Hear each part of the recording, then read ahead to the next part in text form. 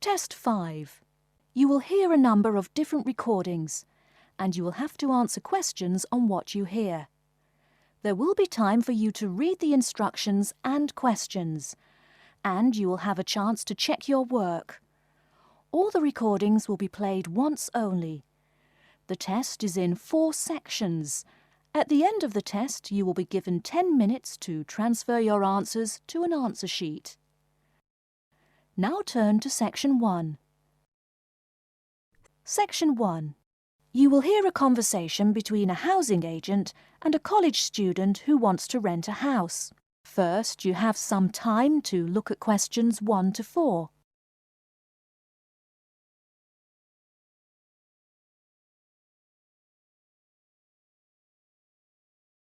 Apartments. Sure. The first one is on Beetle Road, just a block off campus. It's a 3-bedroom with a bathroom and a living room and a great Italian restaurant right next to it. The agent says that the first apartment is a 3-bedroom apartment with a great Italian restaurant right next to it. So, restaurant has been written in the space.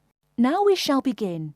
You should answer the questions as you listen, because you will not hear the recording a second time. Listen carefully and answer questions 1 to 4. Good afternoon and welcome to Habitat Hunters. You must be Joseph. Yes, that's right. You said on the phone that I could come by at 2 o'clock. Sorry, I'm a little early. No problem at all. In Calgary's market, you have to move fast if you want a good apartment. Actually, I'd settle for almost anything. I've been here 10 days and the hotel is ruining me. My father has me on a strict budget. Sit right down here now, sir. Let's talk a little about the places before we go have a look. Now, we have 4 apartments available. Okay. Could you tell me more about those 4 apartments? Sure.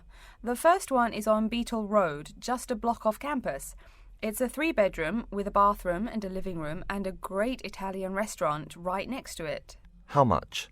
Well, it's $435 a month, including internet and utilities. Okay, that sounds reasonable. Any drawbacks to the house? There's a really big garden, but it hasn't been taken care of over the years and is just too big to clean up nicely. That sounds okay. Tell me about the next option. The other 3-bedroom apartment is on Oakington Avenue on campus. It is right near the building where you have classes, and the kitchen and living room are newly furnished. Wow, that sounds like a pretty good option. Well, it is a cool apartment, but since it's a dormitory, the living room, bathroom, kitchen and washing machine are all shared. It would be nice not to have to buy living room furniture, though. And how much is this one? $400 per month for a bedroom with an air conditioner. For a bedroom without an air conditioner, you would pay less, $340 for it. Yikes! Even with the air conditioner, it sounds really inconvenient to have to share facilities. I'll never cook if I have to walk down the hall to use the kitchen. Yeah, that's true. Before you hear the rest of the conversation, you have some time to look at questions 5 to 10.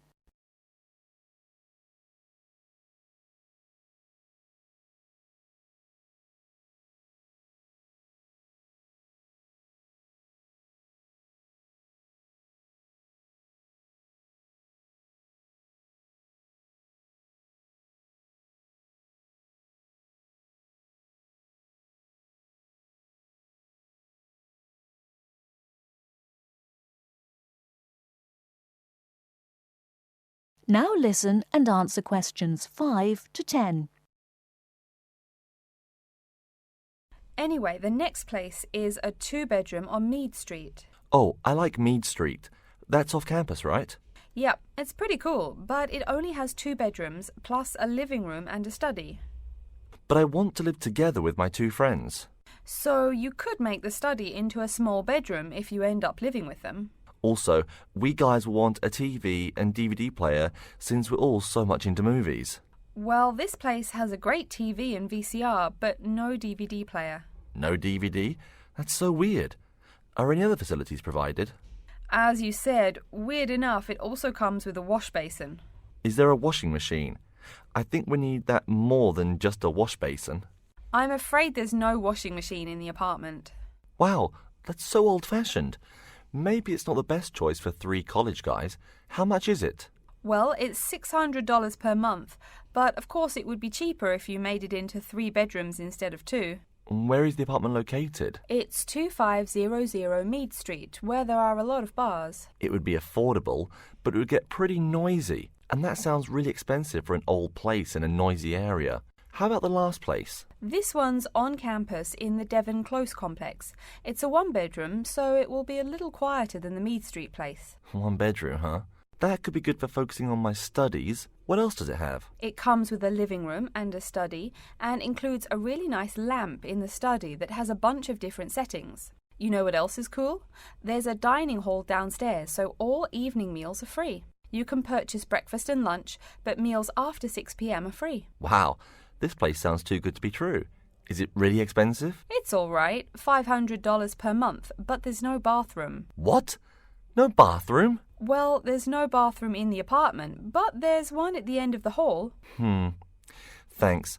I think now I just have to decide whether I want to live alone or not. Yeah, which one do you prefer? I think I'd choose either this apartment or the one on Beetle Road. Okay, you'd better think about it, and then you can contact me ASAP. Fine. Thanks for your help. You're welcome. That is the end of section 1. You now have half a minute to check your answers.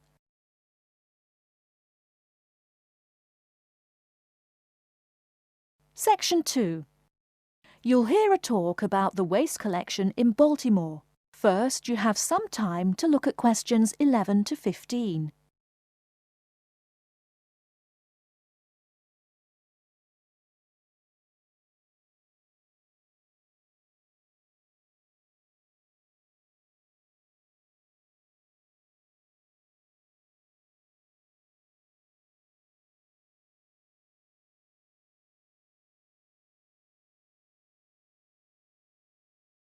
Now, listen carefully and answer questions 11 to 15.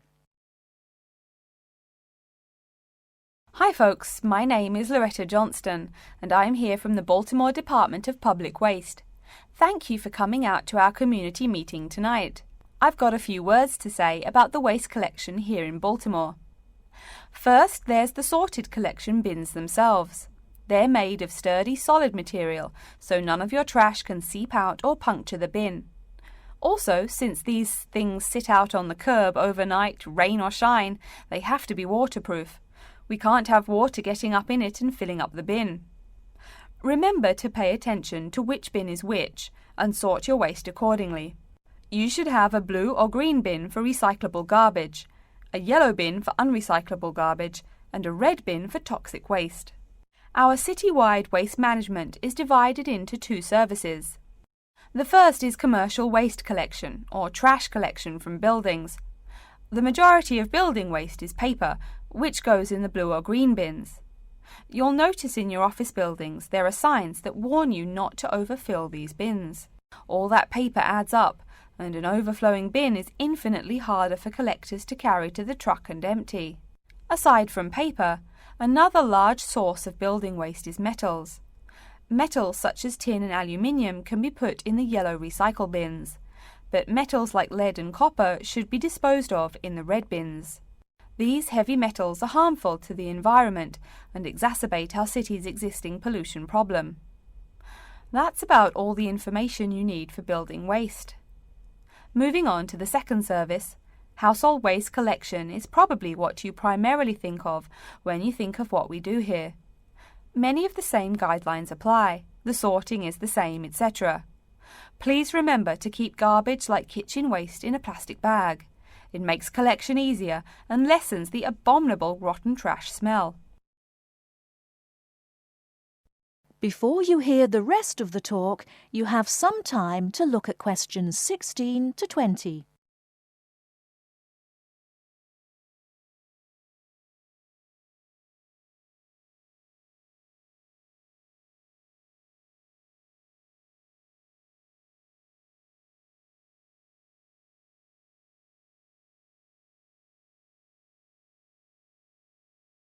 Now listen and answer questions 16 to 20.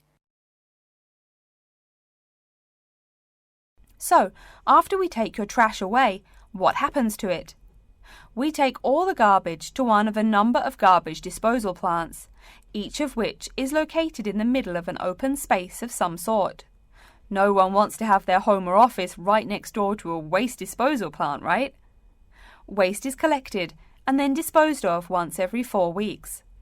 A lot of trash can build up in that time, so we're in the process of developing a plan to fund collection more frequently. Ideally, it would be collected weekly, but we will likely have to settle for bi-weekly. The garbage trucks make their rounds to clear the bins at night in order to avoid traffic. I'm sure you've seen how much waste your own household produces in a given week. Now imagine all the trash produced by all the households in Baltimore. It's a lot, right? It may surprise you that this amount is only marginal compared to commercial waste. Yep, the main waste producers are actually businesses, industrial facilities, retail and offices. Hard to believe humans produce that much waste, right? No wonder we have pollution problems. Anyway, after all incoming waste is sorted, recyclables are sent to a recycling plant, while garbage and toxic waste are transported to their respective areas of the plant for treatment. Items such as stones, which should not be disposed of in our bins, are separated out and discarded. Once the trash has undergone the treatment process, it is compacted and disposed of with all the other trash. And finally, when the landfill space is full, it is buried deep underground, and in time, something new is built on the land. That's everything about waste collection. Thank you for listening. Are there any questions? That is the end of section 2. You now have half a minute to check your answers.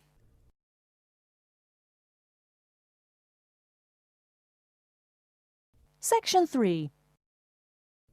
You will hear a student called Julie talking to her classmate named Ricky about a new essay that Professor Johnson assigned. First, you have some time to look at questions 21 to 24.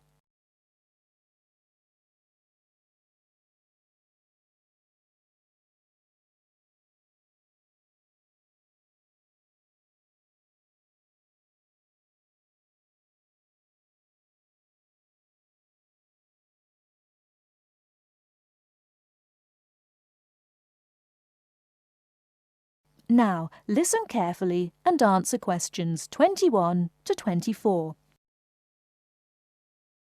Hi, Julie, it's Ricky. Hi Ricky, how are you? I noticed you weren't in psychology today. I'm feeling sick, so I didn't go to school today. Would you mind telling me what I missed in class? Sure thing. I'm sorry you're not feeling well. Anyway, we spent most of the class talking about a new essay that Professor Johnson assigned. You need to choose one of the bold headings from the note system and research it. Wow, I picked the wrong day to miss class, huh? You sure did. Could you tell me the specific requirements of this paper? Sure. You need to find scientific research that supports your claim as one of your references. It can be from some of the case studies we discussed in class, or you can find your own. Or even better, you can conduct your own research. I'm sure that would get you an A.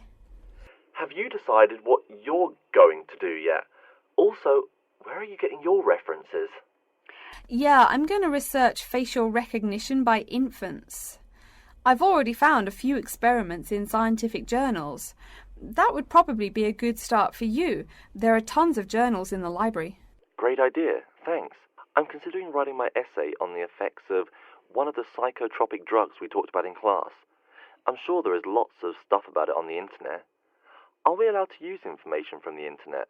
Sure, you can use that as long as it's not your main source for information. You'll probably want to cite some of the experiments we went over. Good idea, thanks.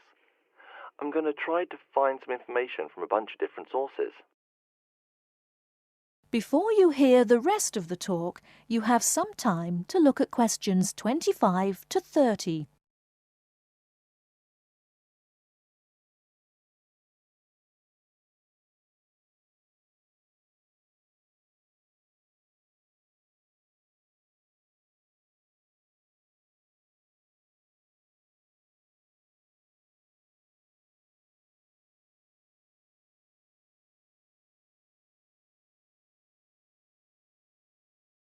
Now listen and answer questions 25 to 30.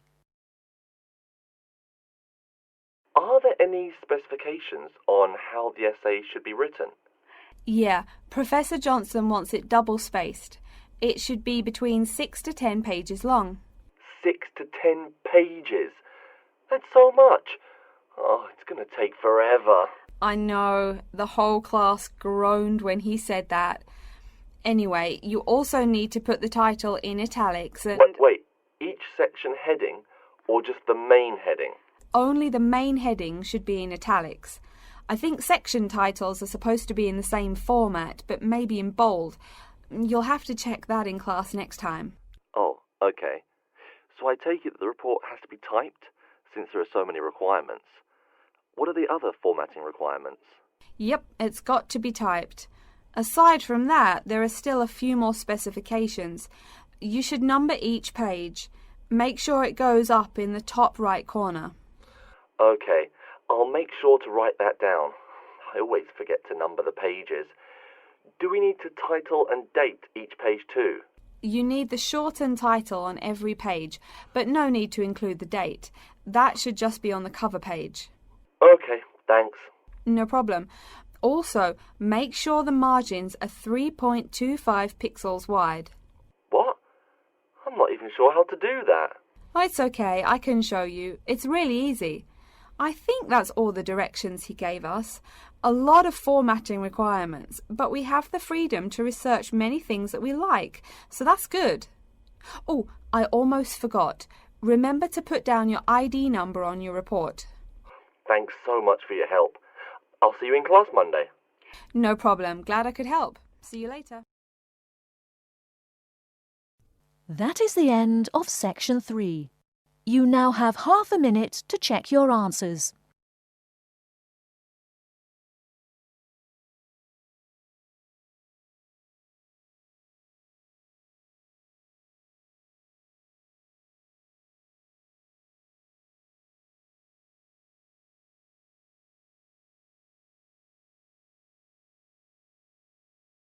Section 4.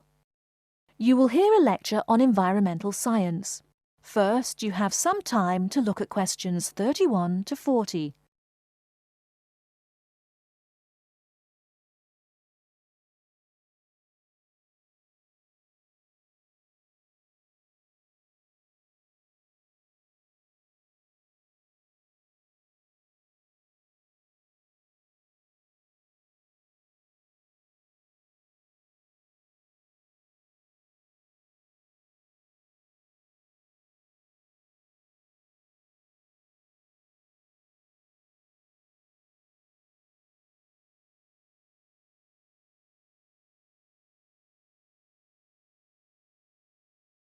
Now, listen carefully and answer questions 31 to 40.